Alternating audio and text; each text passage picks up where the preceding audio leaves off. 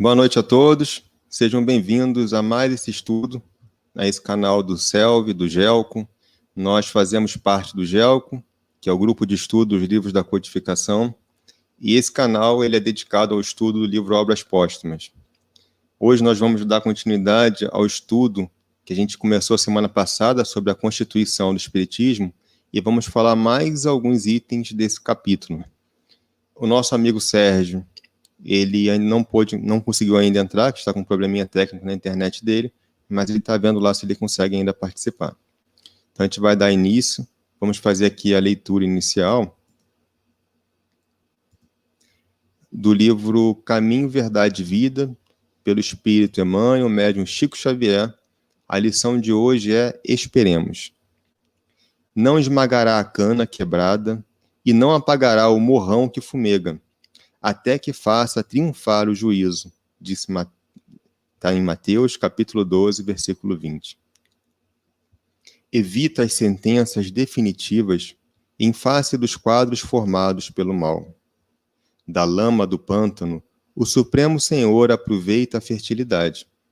Da pedra áspera, vale-se da solidez. Da areia seca, retira utilidades valiosas. Da substância amarga, extrai remédio salutar. O criminoso de hoje pode ser prestimoso companheiro amanhã. O malfeitor, em certas circunstâncias, apresenta qualidades nobres, até então ignoradas, de que a vida se aproveita para gravar poemas de amor e de luz. Deus não é o autor de esmagamento, é Pai de misericórdia. Não destrói a cana quebrada, nem apaga o morrão que fumega. Suas mãos reparam estragos, seu hálito divino recompõe e renova sempre. Não desprezes, pois, as luzes vacilantes e as virtudes imprecisas. Não abandones a terra pantanosa, nem desampares o arvoredo sufocado pela erva daninha. Trabalha pelo bem e ajuda incessantemente. Se Deus, Senhor absoluto da eternidade, espera com paciência, por que motivo nós outros, servos imperfeitos do trabalho relativo, não poderemos esperar? Então vamos fazer a nossa oração. Senhor Jesus, obrigado, Senhor, por essa oportunidade de estarmos reunidos em seu nome, para podermos participar desse estudo. Rogando ao Senhor que possa nos amparar, que possa nos assistir, e nos auxiliar nessa nossa caminhada, nessa nossa jornada de evolução e de progresso. Pedimos ao Senhor o seu amparo para todos os irmãos que não puderam estar conosco hoje, e a todos que estão nos assistindo, que o Senhor possa envolver a todos em muita paz, em muita luz, renovando as forças, renovando a esperança e a paz em cada coração. E que nós, Senhor, possamos estar contigo através do esforço, do trabalho, da paciência diante das dificuldades. Rogamos também pela nossa irmã Ludmila, que está se recuperando, que o Senhor possa ampará-la, fortalecê-la, envolvê-la em teu amor e em tua luz. Que assim seja, e graças a Deus. Bom, amigos, a gente está hoje com alguns problemas técnicos, né, mas a gente vai dar continuidade, não é isso, Luciana? Então, a Luciana vai conversar conosco, vai começar conversando conosco sobre o tema. Boa noite a todos. O nosso item de hoje, ele fala sobre instituições acessórias e complementares da Comissão Central. Então, se a gente fizer uma recapitulação da semana passada, a gente vai ver que o último tópico que falamos foi da Comissão Central, que seria o quê?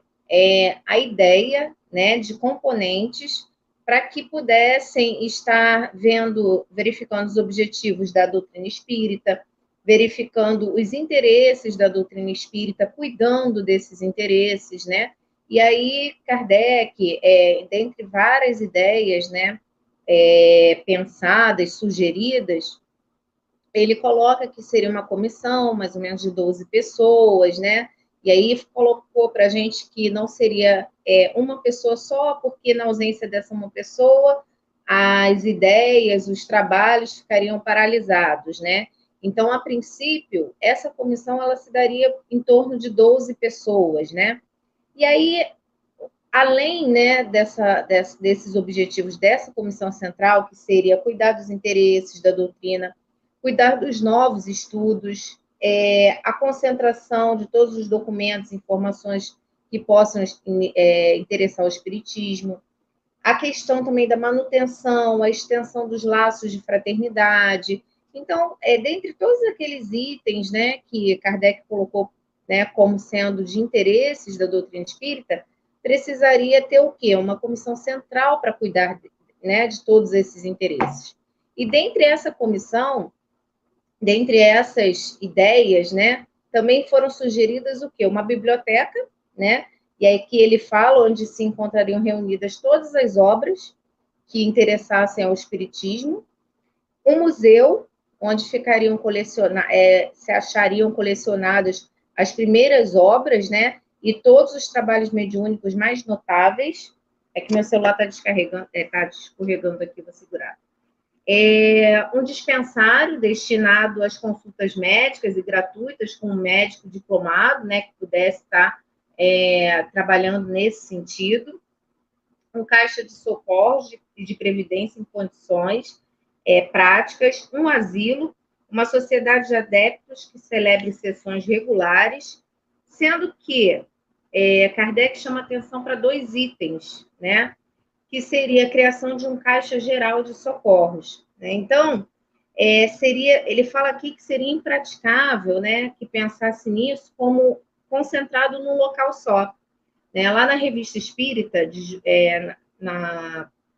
no assunto lá, na página de julho de 1866, tem uma mensagem, né, dita por uma avó ao neto, em que ela fala da necessidade do espiritismo pensar, sim, em cuidar, né, dos mais necessitados, em amparar, não só na questão moral, mas também na questão da saúde, né, na questão física. E aí ela tece, né, vários comentários falando da importância, né, de prover materialmente, né, os mais necessitados. E aí essa junta, né, da Revista Espírita, né, Kardec, todos eles começam a conversar, a tentar mostrar a importância, sim, da caridade, a importância, sim, desse fundo, da criação desse fundo, mas também da precaução, porque muitas das vezes a gente se empolga, né, digamos assim, a gente se empolga com determinado trabalho e não menciona, não consegue ver a dimensão da responsabilidade que é. Que não adianta só você criar um hospital, né? Você tem que ver as formas como você vai prover esse hospital, né? Você tem que pensar nos custos, de como vai manter, né? E aí, como se daria isso, né? Somente digamos que fosse criado na França, somente lá que iria, né, ajudar, o fundo seria destinado somente para esse local, para essa nacionalidade. Então, Kardec começa a tecer vários problemas que poderiam surgir, né? Claro, não deixando, né, jamais de lado a importância do trabalho em si, a importância que envolve esse trabalho, que seria um trabalho de caridade, um trabalho de ajuda ao próximo, né? Que envolveria, sim, muitas mãos, mas ele pensa no sentido da prudência, né? Porque uma vez que você abraça um trabalho gigantesco desse, seria muito ruim, né? Muito prejudicial ao espiritismo, se em dado momento fracassasse, né? Então, não adiantaria criar, né, muitas expectativas em cima de uma dimensão, né, desse porte, se não conseguiria manter, né? Então, ele fala aqui de uma época em que os adeptos ao espiritismo, né, estavam por quase toda a Europa, né, mas espalhados. E aí ele fala dessa importância de estar também espalhado, né? Que às vezes pensar, mas não estão em determinado local, eles não são unidos, não é nesse sentido que ele diz isso. Muito pelo contrário, são unidos sim, e a importância do espiritismo, ela está em vários locais, né, espalhados, ou seja, divulgando o trabalho da doutrina espírita. Então, nesse sentido, ele fala que até a criação desse fundo teria que ser pensado de que forma seria aplicado, né? Em que instituição, em que território nacional seria aplicado, né? Então, ele coloca muita prudência, muito cuidado ao falar desse caixa, né? E aí ele fala que esse caixa ele não pode, não deve ser mais do que uma instituição local, de ação circunscrita, né? Que pudesse ajudar ali naquele espaço, né? E não uma coisa ampla, né? E aí ele mais à frente fala do outro projeto que também causa, né?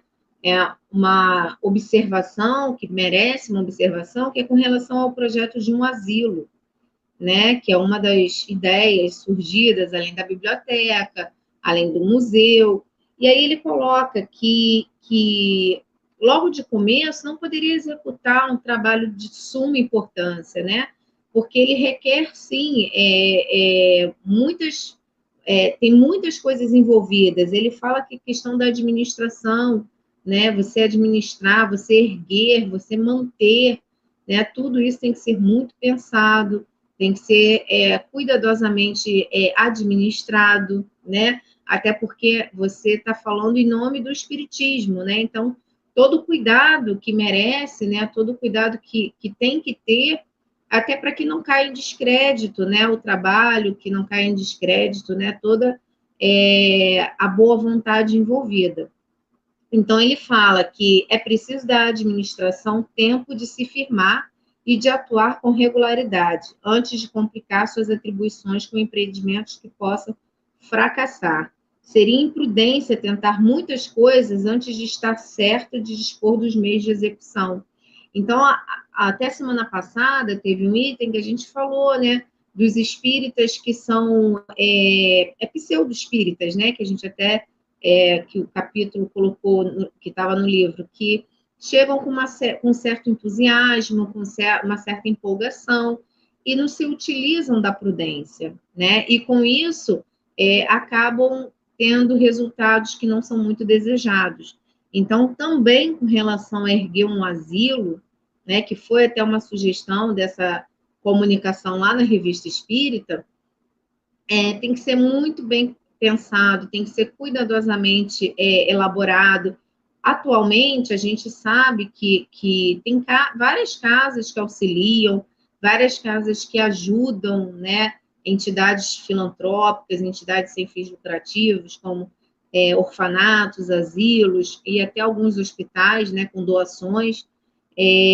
A gente tem também a Mansão do Caminho como exemplo, né, que é uma instituição que Divaldo, né, junto com vários amigos, conseguiram reerguer, e com a ajuda também de muitos, não só do Espiritismo, mas de muitos amigos, ela continua lá ajudando, auxiliando, mas que a gente tem, nesse contexto que Kardec coloca aqui, em 1866, lá na Revista Espírita, quando ainda, né, as raízes, né, do Espiritismo ainda estavam sendo, né, bem fixadas na Terra ainda, ele chamava a atenção para isso, né? Para o cuidado, para a gente, como se, né, vulgarmente falando, colocar a mão somente onde alcança, né? Para que a gente não possa cair, né, em certas armadilhas, né? Cair em erros, em equívocos, e sempre utilizar a prudência. Então, nesse item, gente, foi mais para a gente colocar algumas instituições que seriam o quê? Complementares, né, à comissão central, além daquelas que eu citei, da biblioteca, do museu, um dispensário, seria esse fundo de caixa, né, mas que na concepção ali Kardec coloca que seria mesmo para ser utilizado no próprio local, né, e com relação ao asilo, que é uma ótima ideia, que é uma ideia fabulosa, mas que tem que ter prudência, né? Tem que ter calma, tranquilidade, para que o projeto não seja iniciado e acabe em vão, né? Lembrando que em nenhum momento, né, Kardec dispensou a importância da caridade, né? Ela tem que sempre estar em nossos pensamentos, em nossos sentimentos. Muito pelo contrário, né? Ele quer, sim, que essa caridade, esse pensamento de ajuda ao próximo, ela seja constante, mas que seja utilizado com prudência, tá certo? Eu vou passar agora para o Humberto, continuar o próximo item. Obrigado, Luciana. Bom, queria dar uma boa noite aqui para a Ana, para o Diogo, para o Alessandro, para a Regiane, para a Solange, para a Ludmila, que está nos assistindo, para o pai da Ludmila. Então, boa noite a todos, a dona Cátia, a Ariovaldo e a todos que estão aqui acompanhando. A gente está hoje com alguns problemas técnicos de internet, né? O Sérgio hoje tentou entrar, mas não conseguiu. A Ludmila, como disse, está se recuperando. Então, a gente vai hoje fazer um estudo um pouco mais curto do que o de costume. Tá? Então, eu vou falar agora dos 2 próximos itens. E o item que o Sérgio ia comentar, a gente vai falar na semana que vem, quando a gente vai estar falando da terceira parte da Constituição do Espiritismo, a terceira e última parte. Tá bom? Então, a gente vai falar aqui sobre o primeiro item, a amplitude de ação da Comissão Central. É interessante, né, que a mediunidade, ela sempre existiu desde todos os tempos. A gente tem mediunidade, né, na Grécia, no Egito, nos profetas hebreus. A gente vê mediunidade no Antigo Testamento, no Novo Testamento. Mas é interessante que a gente não vê nenhum compêndio, em estilo do Livro dos Médiuns, desde então. Né? Então, passaram-se anos, milênios, até que a humanidade tivesse amadurecida para que a gente pudesse ter essa divulgação em massa. É interessante também que na época de Kardec, a gente teve como um boom da mediunidade, né? Vários fenômenos ostensivos acontecendo em diversas partes do globo. Então, a gente tinha muitas casas mal-assombradas, né? Ditas mal-assombradas, teve a questão de mesas que giravam, que respondiam a perguntas, objetos que se mexiam, e era uma eclosão da mediunidade para chamar o homem a atenção para essa questão do espírito. Né? Porque na época de Kardec, o homem tinha se libertado do pensamento dogmático, mas estava se tornando materialista. Né? Então havia necessidade desse despertar, né, da espiritualidade novamente no homem. E, como estava no início, né, muitos homens buscavam ali apenas a diversão, né, nessa questão dos fenômenos físicos, né, a mera curiosidade. Mas muitos outros homens sérios, buscaram ver algo além, o que estava por trás daqueles fenômenos. Então, estudaram com seriedade. Mas havia necessidade de ter um foco central, né? Um foco que organizasse, que comparasse, né? Que observasse, que testasse, né? Para poder juntar os fundamentos, os pilares da doutrina espírita. E esse foco central era Allan Kardec. Né? Então, estudando o livro Obras Póstumas, a gente consegue observar o grande esforço, o imenso trabalho que Kardec teve, a grande responsabilidade que ele teve nas mãos. Né? E ele cumpriu exemplarmente a sua missão. Né? Ele era o bom senso encarnado. Então, era necessário esse foco central. Porque se não houvesse esse foco central no começo, se cada homem, né, em diversos pontos do globo, formulasse hipóteses, a gente não teria como chegar num consenso, né, porque cada um veria apenas uma parte. Kardec, como foi esse foco, ele começou a receber mensagens de diversas partes do globo e conseguiu fazer esse trabalho de comparação e conseguiu chegar, né, a vários livros, como o Livro dos Espíritos, né, em toda a série ele termina aqui que a gente está estudando no Obras Póstumas. Então a gente vê a importância que foi esse foco central. Porém, depois esse foco partiu de uma pessoa para uma sociedade. Então, fundou-se a Sociedade Espírita de Paris, que quando Kardec desencarnou, foi aquela que teve esse papel de manter o intercâmbio e a unidade, né, entre os diversos centros espíritas. Após um período, esse papel hoje é feito principalmente pela Federação Espírita Brasileira, né, que é hoje, né, essa comissão central, né, que mantém a unidade do espiritismo, né, dos centros espíritas. Então, esse foco central é uma atividade coletiva, né, que atua em interesse geral, não é uma autoridade individual, né, ou pessoal. Né? Não é o papel da FEB tornar-se árbitro universal da verdade. Né? O espiritismo ele não é uma autocracia. Não podemos achar que o espiritismo ele vai se organizar por toda parte da mesma maneira quanto à sua forma. São muitos os costumes, né? São culturas diferentes nas diversas partes do mundo. Então, quanto à sua forma, é difícil que o espiritismo se organize da mesma maneira aqui no Brasil, nos Estados Unidos e em outros lugares. Porém, quanto aos princípios fundamentais da doutrina, quanto a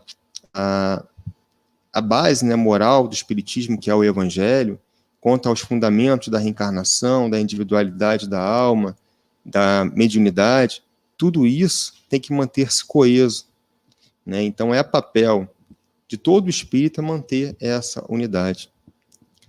Kardec fala, né, que os centros, lá no livro Obras Póstumas, Kardec diz assim, deixa eu pegar aqui.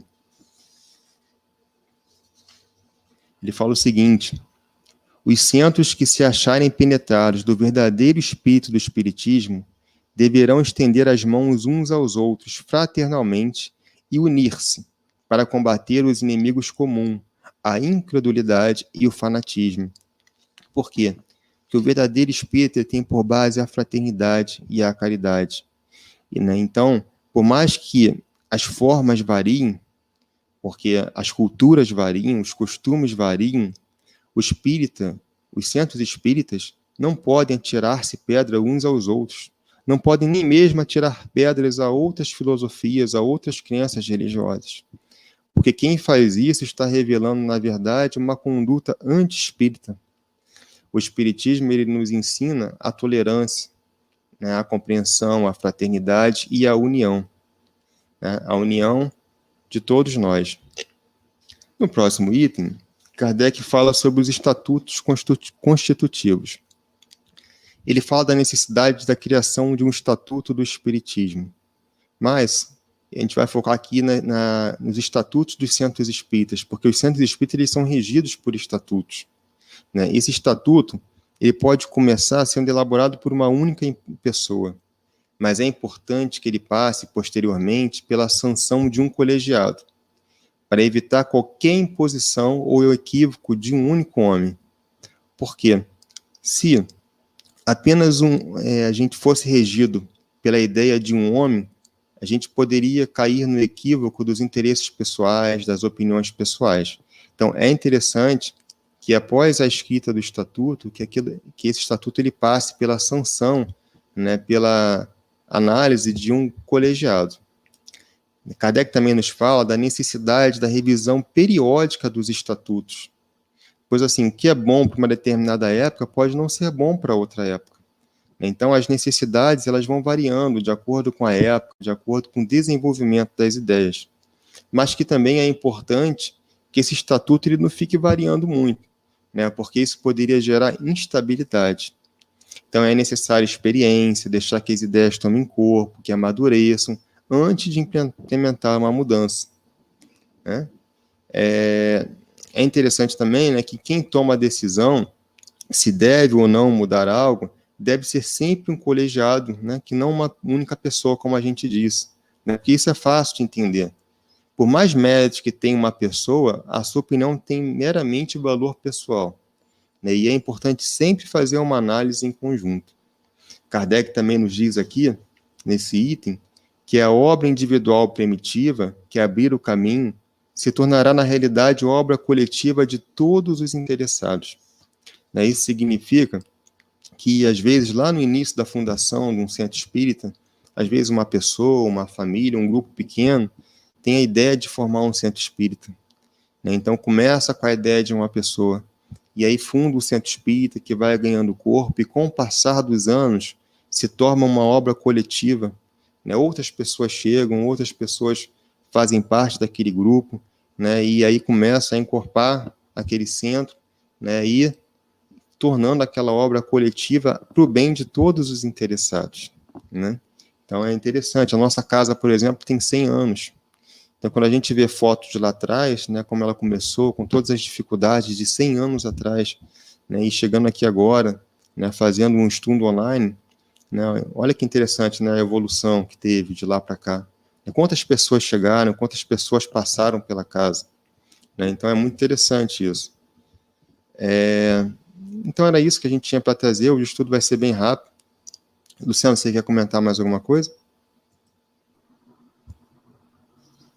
Não, foi que você colocou, né? Assim, a gente, quando fala desses tópicos, né?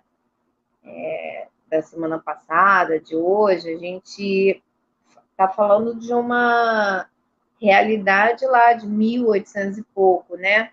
De uma preocupação de lá de 1800 e pouco, né?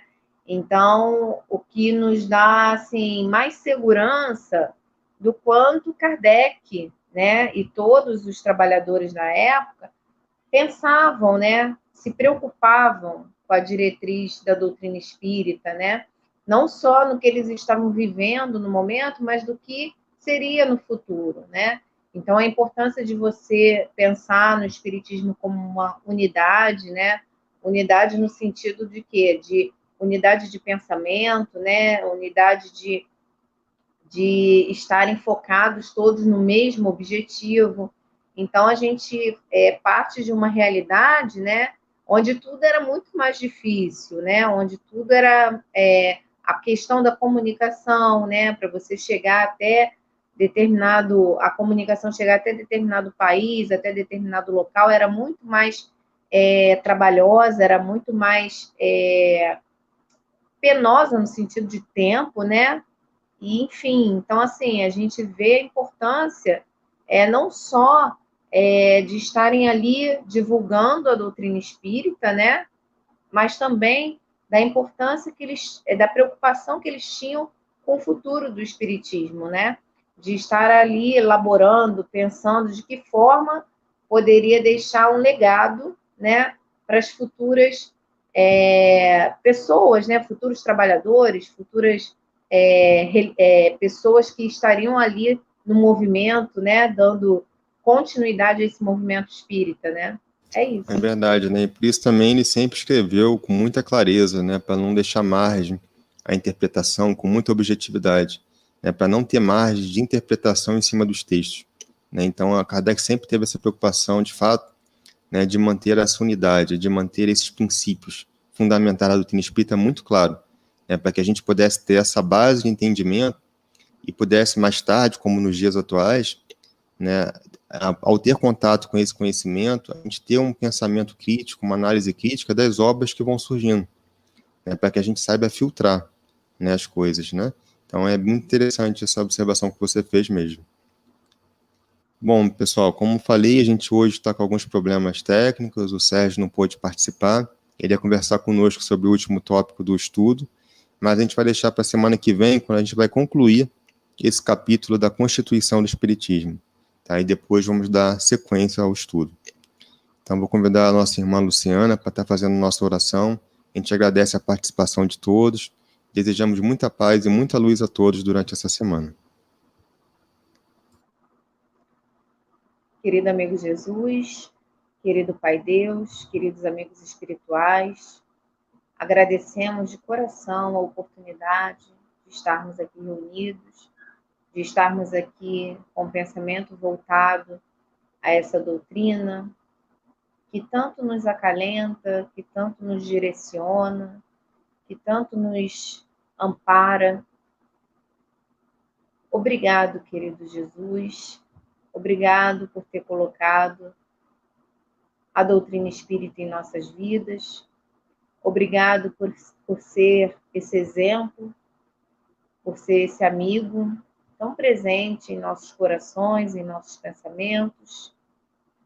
E assim, querido irmão Jesus, te pedimos também que possamos ter uma semana de paz, de tranquilidade, que possamos envolver a todos aqueles irmãos que passam por algum problema, por algum momento de aflição, de dor, que a tua paz, que o teu amor possa envolvê-los, possa cobri-los nesse momento de consolo e que possamos, querido irmão Jesus, termos a certeza que caminhando ao teu lado, caminhando junto a ti, estamos no caminho seguro, estamos num caminho de amor, de paz, de tranquilidade. Sabemos das dificuldades, sabemos dos obstáculos que temos que enfrentar, mas temos a certeza que contigo será muito mais fácil. Nos abençoe, querido irmão Jesus, abençoe a todos os nossos amigos que estão aqui reunidos, abençoe o nosso estado, abençoe o nosso país, abençoe o nosso planeta Terra, que possamos ter uma semana de paz e tranquilidade. Que assim seja, graças a Deus. Graças a Deus. Uma boa noite a todos, muita paz, uma